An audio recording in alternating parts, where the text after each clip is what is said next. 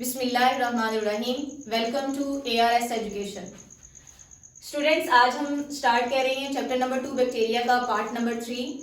इससे पहले हमने इसके दो पार्ट स्टडी किए हैं दो लेक्चर्स के अंदर। पहले पार्ट में हमने स्टडी किया था बैक्टीरिया की डेफिनेशन, उसके स्कोप और हिस्ट्री को, और साथ ही हमने क्लासिफिकेशन ऑफ बैक्टीरिया भी पढ़ी थी, जिसमें हमने बैक्टीरिया को on the base of their shapes और सेलुलर मॉर्फोलॉजी क्लासीफाई किया था। देन हमने सेकंड लेक्चर यानी पार्ट नंबर 2 के अंदर gram positive gram negative bacteria को डिफरेंशिएट किया था, और साथ ही हमने स्ट्रक्चर स्टडी है बैक्टीरिया की या बैक्टीरियल सेल की, उसको भी डन किया था। स्टूडेंट्स, आज हम पार्ट नंबर 3 पढ़ेंगे और ये फाइनली हमारे पास थर्ड पार्ट भी है, और साथ ही हमारा चैप्टर भी कवर हो जाएगा बैक्टीरिया वाला। और इस चैप्टर के अंदर हम आज कुछ कैरेक्टरिस्टिक्स भी डिस्कस करेंगे बैक्टीरिया की, साथ ही कुछ टर्मिनोलॉजीज हैं जो बैक्टीरिया से रिलेटेड हैं, उनको डन करेंगे। सो बढ़ते हैं अपने लेक्चर की तरफ। यहाँ पे सबसे पहले हम बच्चे डिस्कस करेंगे कैरेक्टरिस्टिक्स ऑफ बैक्टीरिया।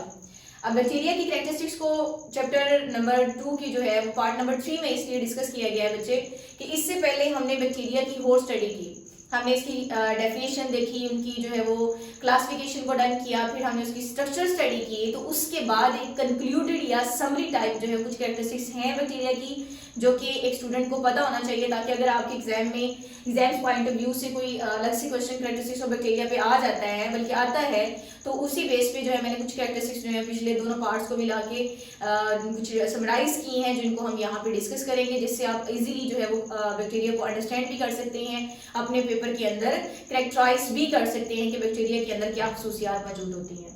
सो बढ़ते हैं। सबसे पहले बच्चे, अगर आपने जब कैरेक्टरिस्टिक्स ऑफ बैक्टीरिया को डन करना है और लिखना है, तो आपने ये लिखना है कि ये हमारे पास न्यूमरस माइक्रो ऑर्गेनिजम्स हैं। न्यूमरस जो है वो इसको माइक्रो ऑर्गेनिजम्स इसलिए बच्चे कहा जाता है, माइक्रो ऑर्गेनिजम्स, क्योंकि ये बहुत ज्यादा अमाउंट में हमारे इन्वायरमेंट में पाई जाती है, बहुत ज्यादा तादाद में जो है ये हमारे इन्वायरमेंट में प्रेजेंट होते हैं, जिनकी वजह से इनको न्यूमरस जो है वो न्यूमरस माइक्रो ऑर्गेनिजम्स कहा जाता है। सेकेंडली स्टूडेंट्स, हमने जब फर्स्ट पार्ट के अंदर बैक्टीरिया को डिफाइन किया था, तो हमने ये कहा था कि ये हमारे पास एक तो माइक्रोस्कोपिक है, माइक्रोस्कोपिक बैक्टीरिया है। दूसरा, हमने इसकी जो डेफिनेशन के अंदर टर्म यूज की थी वो हमारे पास थी प्रोकैरियोट्स, प्रोकैरियोट्स की टर्म यूज की थी, और थर्ड हमने इनको यूनिसेलुलर बोला था। तो इसी बेस पे हमारे पास ये कैरेक्टरिस्टिक्स बन जाती है कि जो हमारे पास बैक्टीरिया हैं students, they are microscopic, prokaryotic और यूनिसेलुलर माइक्रो ऑर्गेनिजम्स। ये तीन टर्म्स आप जो है वो इसको देख के कैरेक्टराइज कर सकते हैं कि एक तो ये माइक्रोस्कोप के बगैर नहीं नजर आ सकते, ये नेक्ड आई से आप उसको नहीं देख सकते।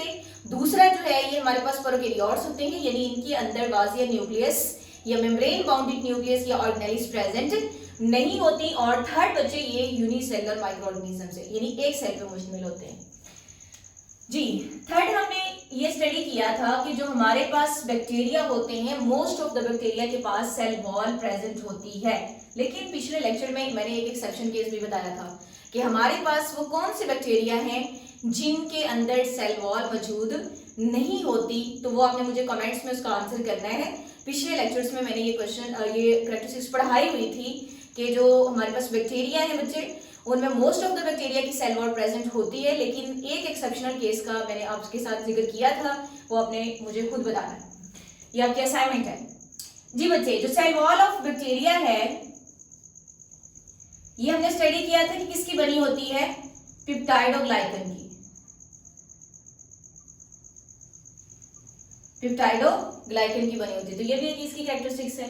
देन हमने स्टडी किया था कि इसके अंदर प्लाज्मिड्स होते हैं, प्लाज्मिड्स फॉर द फंक्शन और for the purpose of genetic variations. बच्चे हमने इनको स्टडी किया होता है कि ये प्लाज्मिड जो है ये हमारे पास डीएनए के पार्ट्स होते हैं जो कि इंडिविजुअली अपने आप को जो है वो रेप्लिकेट करते हैं, और ये बैक्टीरिया के अंदर जेनेटिक वेरिएशन पर्पस के लिए इस्तेमाल किए जाते हैं। तो it means it is a characteristics of bacteria that they have a plasmids for the purpose of genetic variations. That's why we have to use this bacteria in our pharmacy. या pharmaceutic industries, क्योंकि इनके पास plasmids हैं जो कि genetic variations लेके आती हैं। हम अपनी डिजायर्ड या अपने इंटरेस्ट के जीन्स जो हैं वो इन माइक्रो ऑर्गेनिजम्स या बैक्टीरिया के जरिए हासिल कर सकते हैं इनकी जेनेटिक वेरिएशन प्रॉपर्टी की वजह से। नेक्स्ट बच्चे, इनके पास जो है फ्लैजेला होता है for the purpose of movement करने के लिए इनके पास फ्लैजेला होगा। इसके अलावा हमने कुछ टाइनी स्ट्रक्चर्स या थिन और शॉर्टर देन फ्लैजेला स्ट्रक्चर्स देखे थे जिनको हमने पिलाई का नाम दिया था, और इनका भी फंक्शन हमने इसकी स्ट्रक्चर स्टडी ऑफ बैक्टीरिया में देखा था कि इनका जो पर्पस होता है बच्चे वो अटैचमेंट पर्पस है, और ये अटैचमेंट एक माइक्रो ऑर्गेनिज्म की या बैक्टीरिया की दूसरे बैक्टीरिया के साथ हो सकती है, अपने होस्ट के साथ हो सकती है। इनके डिफरेंट अटैचमेंट्स के लिए जिस स्ट्रक्चर को बैक्टीरिया यूज कर रहे होते हैं वो हमारे पास क्या है, पिलाई है, और इसको ये अटैचमेंट पर्पस के लिए इस्तेमाल करते हैं। इसके अलावा बच्चे जो हमारे पास बैक्टीरिया हैं दे आर मेन डिकम्पोजर्स, यानी कि डीकम्पोजिशन का फंक्शन जो है मेनली बैक्टीरिया ही डन करते हैं। अच्छा, बेस्ट ग्रो कर सकते हैं ये, ग्रो बेस्ट कहाँ पे, एक पीएच है हमारे पास रेंज जिसके अंदर ये बेस्ट ग्रो कर सकते हैं, और वो पीएच रेंज क्या है 6.5 to 7.0 की रेंज में पीएच में ये बेस्ट ग्रो करते हैं। तो बच्चे यहाँ पे हमने 7 से 8 कैरेक्टरिस्टिक्स जो है बैक्टीरिया की डिस्कस की हैं। पहली characteristics, numerous micro organisms. Second, they are microscopic, prokaryotic, unicellular organisms. Third, हमने देखा कि इनकी जो सेल वॉल है वो पेप्टाइडोग्लाइकन्स की बनी होती है। फोर्थ पे बच्चे हमने देखा कि इनके अंदर प्लाज्मिड्स होते हैं for the purpose of genetic variations. 5 पे हमने देखा कि इनके पास फ्लैजेला होता है for the purpose of movement. 6 पे हमने इसको स्टडी किया कि इनके पास पिलाई होते हैं for the purpose of attachment. 7 characteristics में हमने ये देखा कि यहाँ पे ये मेन डिकम्पोजर्स हैं, और फाइनली 8 जो नंबर वाली हमारे पास कैरेक्टरिस्टिक्स है ये है कि ये बेस्ट ग्रो करते हैं पीएच रेंज 6.5 to 7। ओके जी, नेक्स्ट बच्चे हमने देखना है कि हमारे पास पैथोजेनिक बैक्टीरिया क्या होते हैं। जैसे कि अपने नाम से ही शो कर रहा है, हमने पैथोजेनिक बैक्टीरिया को पहले भी सुना होगा। तो बच्चे ये हमारे पास ऐसे बैक्टीरिया हैं जिनको हम पैथोजेंस भी बोलते हैं। They are also known as pathogens, और जर्म्स भी इनको कहा जाता है। ये दो नाम है, और जो इनको दिए जाते हैं बैक्टीरिया को, इनको पैथोजेनिक बैक्टीरिया, पैथोजेंस या जर्म्स के नाम से भी जाना जाता है। अच्छा जी, अब इनको जर्म्स या पैथोजेंस क्यों कहते हैं? Because students they cause disease, ये डिजीज कॉज करते हैं। अच्छा, इसके अलावा यहां पे एक मैं टर्म लिखूंगी, एंटीबायोटिक रेजिस्टेंट। इस टर्म को हमने समझना है। यहां पे एंटी का मतलब होता है अगेंस्ट, बायोटिक का मतलब होता है लाइफ के अगेंस्ट। अब कुछ एंटीबायोटिक्स हम इस्तेमाल करते हैं माइक्रो ऑर्गेनिजम्स को डिके करने के लिए या उनके किल पर्पस के लिए, यानी कि अगर कोई भी आपको बायोटिक से रिलेटेड कोई इन्फेक्शन है या डिजीज है, इन्फेक्शन ही मोस्टली होता है इसमें, तो उसके खिलाफ या उसको क्योर करने के लिए हम एंटीबायोटिक्स का इस्तेमाल करते हैं। अगर हमारे बॉडी के अंदर बच्चे पैथोजेनिक बैक्टीरिया या पैथोजेंस होंगे और आप एंटीबायोटिक को बार बार इस्तेमाल करेंगे, पहले तो वो एक अच्छा असर दिखाएंगी, इम्यून सिस्टम को जो है वो हेल्प करेंगी बहुत से जर्म से लड़ने के लिए, लेकिन with the passage of time अगर आप एंटीबायोटिक्स का इस्तेमाल ज्यादा करते हो तो उस कंडीशन में जो पैथोजेंस हैं they can act as antibiotic resistant बच्चे होता है हमारे पास रुकावट, यानी कि जो आप एंटीबायोटिक्स इस्तेमाल कर रहे हैं अब उनका असर नहीं होगा इतना ज्यादा, क्योंकि जो पैथोजेंस हैं वो एज अ रेजिस्टेंट कॉज या एक्ट कर रहे हैं। इट मीन्स ये जो पैथोजेंस होते हैं या पैथोजेनिक बैक्टीरिया ये एंटीबायोटिक रेजिस्टेंट भी हो सकते हैं। अच्छा बच्चे, एक और इनके बारे में ये कैरेक्टरिस्टिक्स है कि ये पॉइजनियस टॉक्सिन्स प्रोड्यूस करते हैं। पॉइजनियस टॉक्सिन्स जो हैं ये प्रोड्यूस करते हैं या बनाते हैं, यानी जहरीले या जो है वो कुछ हमारे पास टॉक्सिन्स होते हैं। अच्छा, ये भी टॉक्सिन्स बच्चे हमारे पास दो टाइप्स के होते हैं। एक होते हैं एंडोटॉक्सिन्स और दूसरी होते हैं एक्सोटॉक्सिन्स। जब मैंने आपको ग्राम पॉजिटिव और ग्राम नेगेटिव बैक्टीरिया को डिफरेंशिएट किया था तो तब भी मैंने आपको ये पढ़ाया था कि हमारे पास जो एंडोटॉक्सिन्स हैं वो कौन प्रोड्यूस करते हैं, ग्राम नेगेटिव बैक्टीरिया, और बच्चे इसमें हमारे पास इकोलाई हो सकते हैं, एस्चेरिचिया कोलाई भी इसको कहते हैं, इसकी शॉर्ट फॉर्म है। अच्छा, ये वाले जो बैक्टीरिया हैं बच्चे ये एंडोटॉक्सिन्स प्रोड्यूस करते हैं, यानी कि ये ग्राम नेगेटिव बैक्टीरिया हैं, जबकि एक्सोटॉक्सिन्स जो हैं बच्चे ये ग्राम पॉजिटिव बैक्टीरिया कॉज करते हैं या इनमें बनते हैं। और इसमें आप कोई भी एग्जांपल ले सकते हैं, लाइक क्लोस्ट्रीडियम। क्लोस्ट्रीडियम जो है ये ग्राम पॉजिटिव बैक्टीरिया है और बच्चे ये एक्सोटॉक्सिन्स प्रोड्यूस कर रहे होते हैं। तो ये हमारे पास पैथोजेनिक बैक्टीरिया की एक शॉर्ट सी टर्मिनोलॉजी थी जिसको हमने समझा कि पैथोजेनिक बैक्टीरिया क्या होते हैं और उसके कुछ कैरेक्टरिस्टिक्स को हमने डील किया। नेक्स्ट बच्चे यहाँ पे आप दो टर्म्स लिख रहे हैं, एक हमारे पास है इन्फेक्शन की टर्म और दूसरी हमारे पास है डिजीज की टर्म। अब इन दोनों को पहले हम स्टडी करेंगे, फिर एक छोटा सा इनके अंदर डिफरेंस क्रिएट करेंगे। इन्फेक्शन में क्या होता है बच्चे, it is a relation between two micro organisms. ये टू ऑर्गेनिजम्स आप लिखें, ऑर्गेनिजम्स, दो ऑर्गेनिजम्स के दरमियान में ये रिलेशन है। अब ये दोनों ऑर्गेनिजम्स कौन हो सकते हैं, एक बच्चे इसमें होता है पैरासाइट और दूसरा इसमें होता है होस्ट। अच्छा, ये करते क्या है बच्चे, पैरासाइट्स और होस्ट जो हैं एक दूसरे के साथ ये कंपटीशन करते हैं।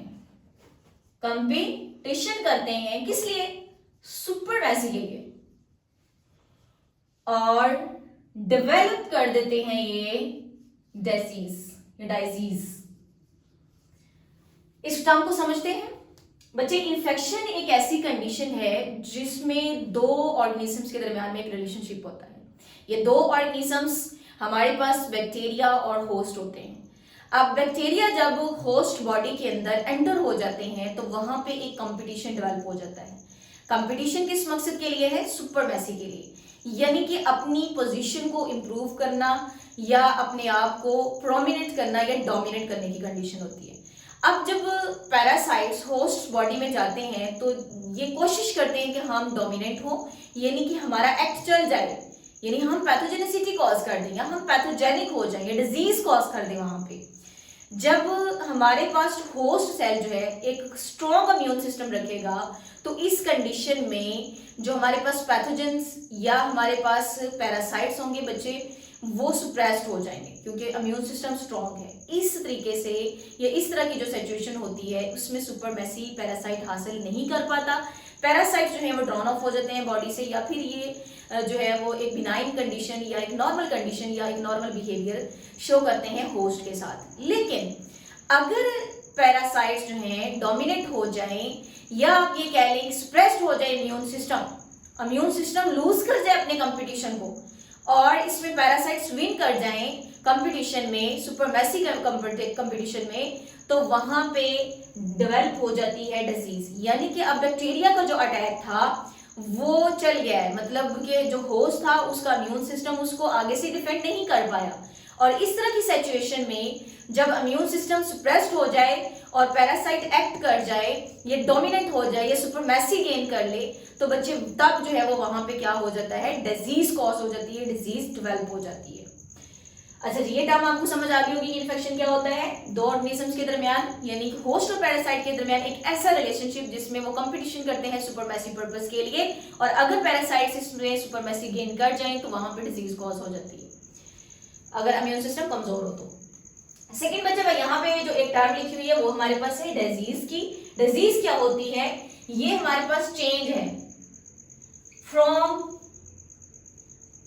जनरल स्टेट, यानी कि जो जनरल स्टेट है आपकी हेल्थियर स्टेट है उसमें अगर कोई चेंज आ रहा है तो वो क्या कहलाएगा, डिजीज कहलाएगा। और ये केमिकल फिजियोलॉजिकल दोनों चेंजेस हो सकते हैं इसके अंदर।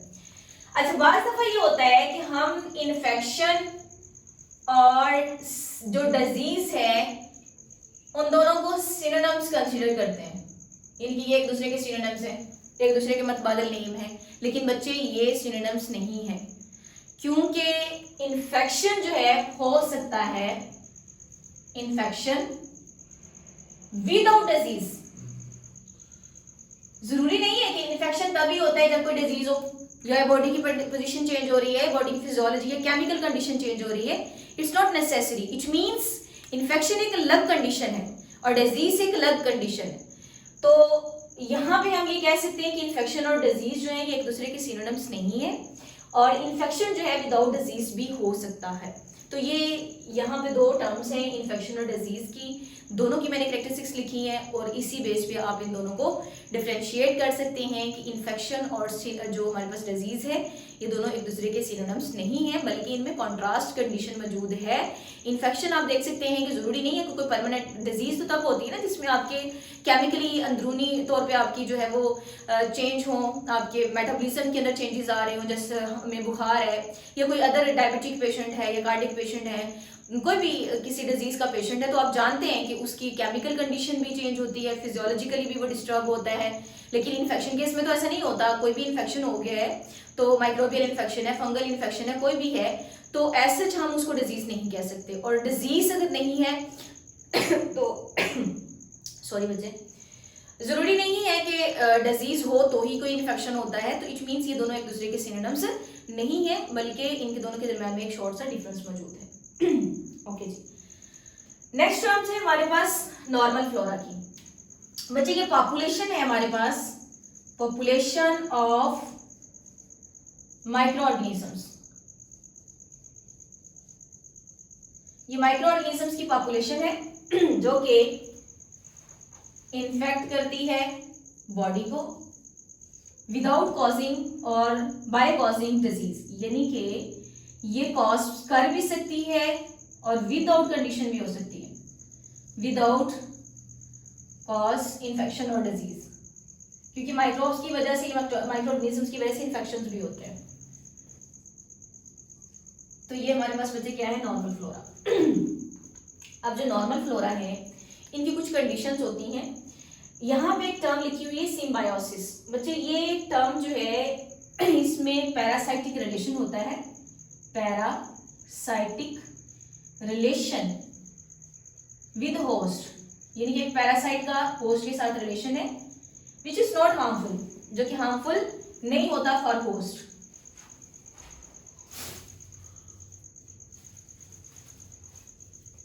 और इस कंडीशन में सिम्बायोसिस की टर्म पढ़ने के बाद हम कुछ सिम्बायोटिक रिलेशनशिप्स भी स्टडी करेंगे।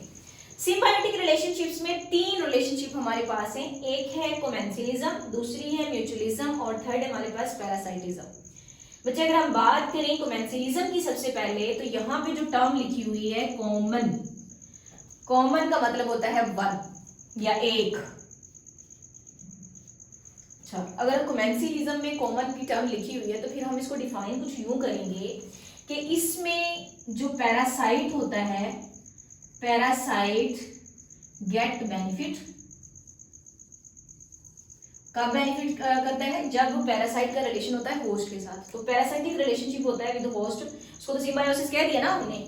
लेकिन कॉमन कोमेंसिलिज्म के अंदर पैरासाइट जो है जब अपने होस्ट के साथ कांटेक्ट में होगा, तो इस कंडीशन में बच्चे पैरासाइट जो है वो बेनिफिट गेट करेगा, और यानी कि एक मेंबर को फायदा होगा और जो दूसरा मेंबर है होस्ट है वो उसको ना कोई फायदा होगा ना कोई उसको नुकसान होगा।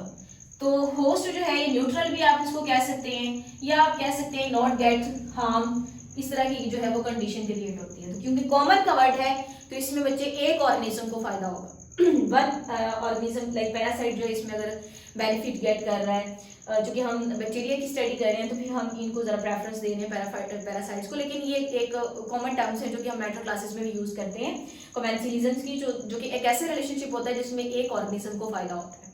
तो इसकी जो एग्जांपल है माइक्रोबैक्टीरियम है, माइक्रोबैक्टीरियम बेसिकली बच्चे ज्यादातर जो है वो कोमेंसिलिज्म शो कर रहे होते हैं। अच्छा, सेकेंड टर्म यहाँ पे बच्चे लिखी हुई है म्यूचुअलिज्म। तो यहाँ पे अब हमने सेकेंड जो वर्ड निकालना है वो है म्यूचुअल, और म्यूचुअल का होता है मतलब बाहम मिलजुल कर, ये मीनिंग्स है इसके। तो इट मीन्स कि ये एक ऐसी कंडीशन होगी स्टूडेंट्स जिसमें पैरासाइट गेट बेनिफिट,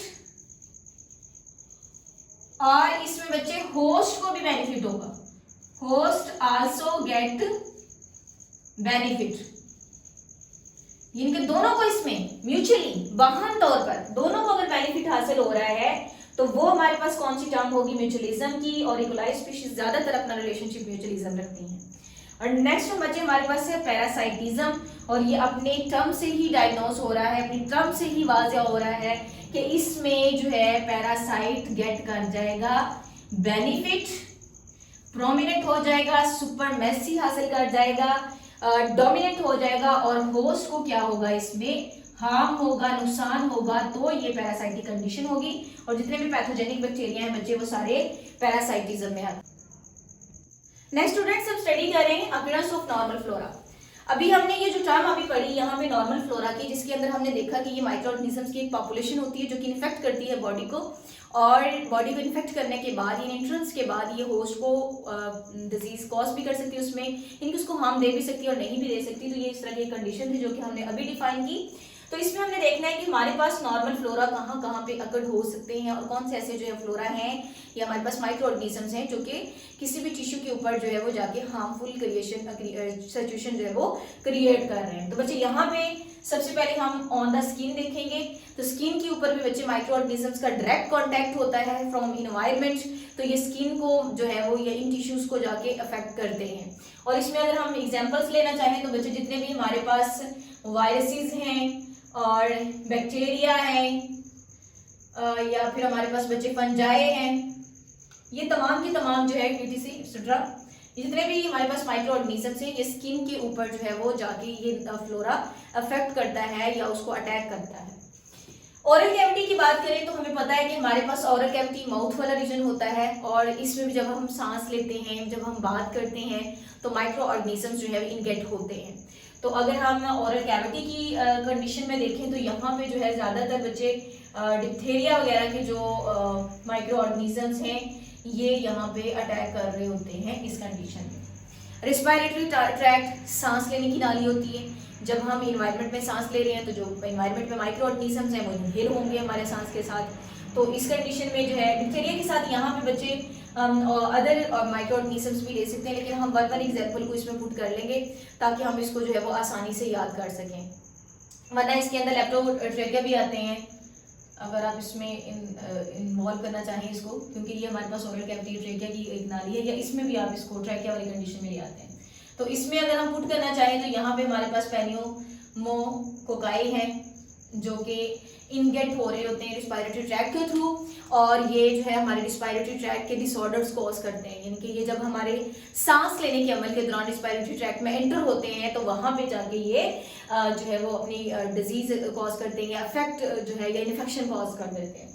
अगर हम स्मॉल और लार्ज इंटेस्टाइन की बात करें तो यहाँ पे बच्चे हमारे पास जो होते हैं इकोलाई बैक्टीरिया वगैरह, तो जो कि यहाँ पे अपने इन्फेक्शन को कॉज करते हैं और ये इन सिस्टम्स को या स्मॉल या लार्ज इंटेस्टाइन को डिस्टर्ब कर रहे होते हैं। ये तमाम के तमाम जो टिश्यूज हैं ये हमारे पास ऑर्गन्स हैं, ये बॉडी के अंदर आप इससे पहले भी इनकी जो है इंट्रोडक्शन जानते होंगे, स्किन के बारे में भी, ओरल कैविटी, माउथ रीजन, ज़्यादातर हम ये जो डाइजेस्टिव सिस्टम होता है उसमें ये सारी चीज़ें पढ़ते हैं। रिस्पायरेटरी ट्रैक्ट को भी हमने स्टडी किया होगा कि ये जो हमारे पास सांस लेने की नाली होती है, और स्मॉल और लार्ज इंटेस्टाइन जो है इसको हम अपने डाइजेशन प्रोसेस में, रिअब्जॉर्प्शन प्रोसेस में यूज़ कर रहे होते हैं।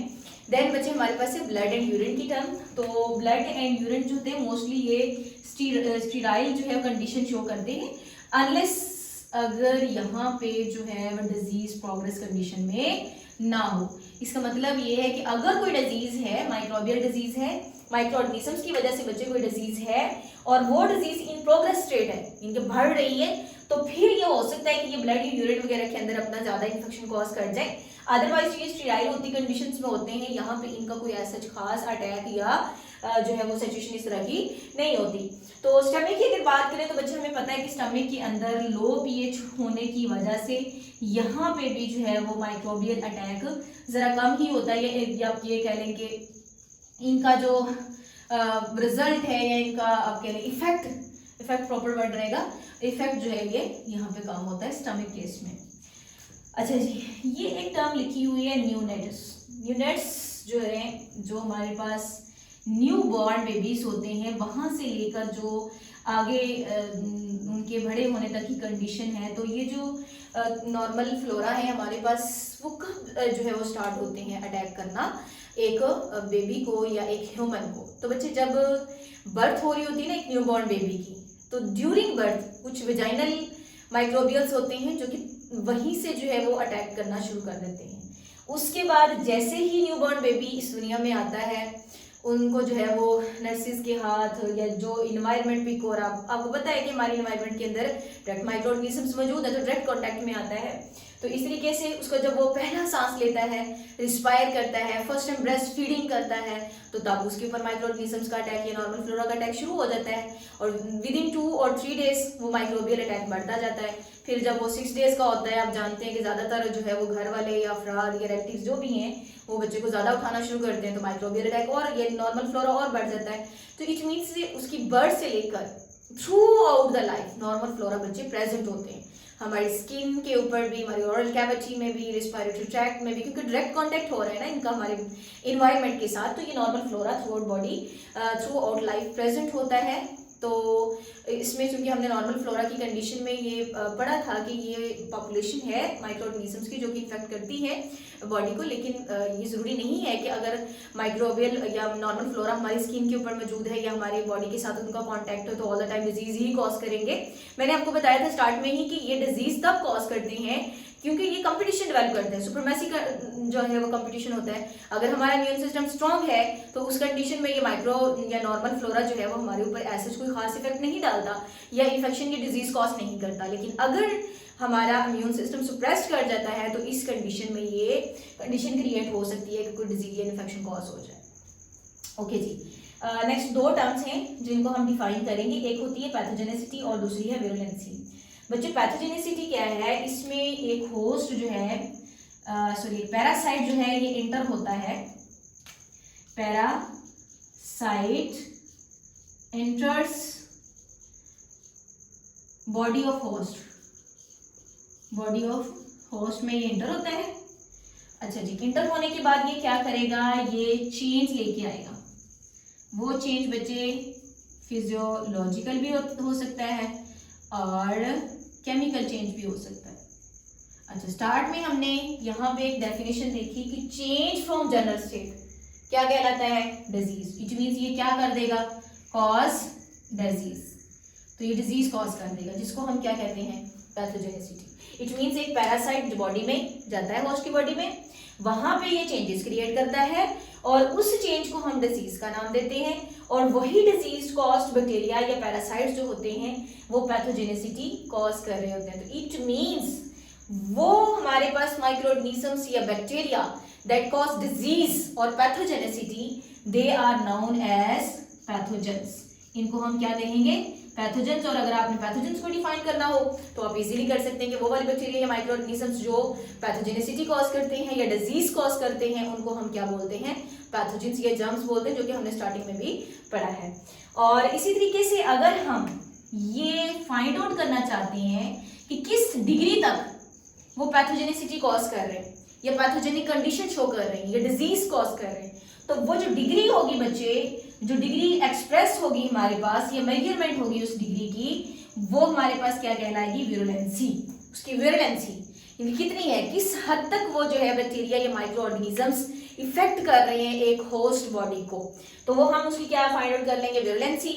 और कुछ बैक्टीरिया हमारे पास जो है विरुलेंट बैक्टीरिया भी कहलाते हैं। तो ये वो बैक्टीरिया हैं that have a ability to cause a serious disease, यानी कि जिनके अंदर ये एबिलिटी होती है कि वो सीरियस डिजीज कॉज कर सके, उनको हम विरुलेंट माइक्रो ऑर्गेनिजम्स या बैक्टीरिया बोलते हैं। इनमें भी आगे इनकी कुछ सिचुएशंस होती हैं, लाइक अगर हम मॉडरेट विरुलेंट बैक्टीरिया की बात करें तो ये कुछ लेवल तक या कुछ हद तक ये पैथोजेनेसिटी या विरुलेंसी कॉज करते हैं, लेकिन कुछ कंडीशंस में ये नहीं भी करते तो उनको हम मॉडरेट विरुलेंट कहते हैं। कुछ ए विरुलेंट कंडीशंस भी होती हैं जिनमें जरूरी नहीं है कि वो पैथोजेंस जो है या पैथोजेनिक बैक्टीरिया अपनी विरुलेंसी या जो है वो सीवियर कंडीशन ऑफ डिजीज को कॉज कर रहे हो तो उनको ए विरुलेंट का नाम दे दिया जाता है। और कुछ बच्चे हमारे पास अपॉर्चुनिटिस्टिक भी होते हैं, यानी कि कुछ कंडीशन तक या कुछ टाइम के लिए वो कमेंसिलिज्म शो करते हैं, यानी कि वो पैरासाइट के साथ रिलेशन में तो रहते हैं लेकिन तब तक वो अपनी डिजीज कॉज नहीं कर रहे होते। लेकिन जैसे ही वो देखते हैं कि जो होस्ट है उसका इम्यून सिस्टम सुप्रेस कर गया है कि किसी वजह से वीक हुआ है, तो वो अपना अटैक शो कर देते हैं, यानी कि वो अपॉर्चुनिटी मौके की तलाश में होते हैं, तो उनको अपॉर्चुनिटिस्ट भी कहते हैं। तो ये कुछ टर्म्स हैं जो हम बैक्टीरिया के बारे में यूज़ करते हैं और वेरी इंटरेस्टिंग टर्म्स हैं ये। उनको आपने ऐसे ही अच्छे से समझना है, ऐसे आप इनके पॉइंट्स बना के लिखा करें, जो है जो भी हम स्टडी करते हैं तो इजी वे है इनको अंडरस्टैंड करना, इनको समझना ज़रा भी मुश्किल नहीं है। और इसी के साथ आज हमारा बैक्टीरिया का चैप्टर क्लोज हो गया और हमने इसको जो है बहुत ही डिटेल के साथ स्टडी किया है। पिछले 2 लेक्चर्स में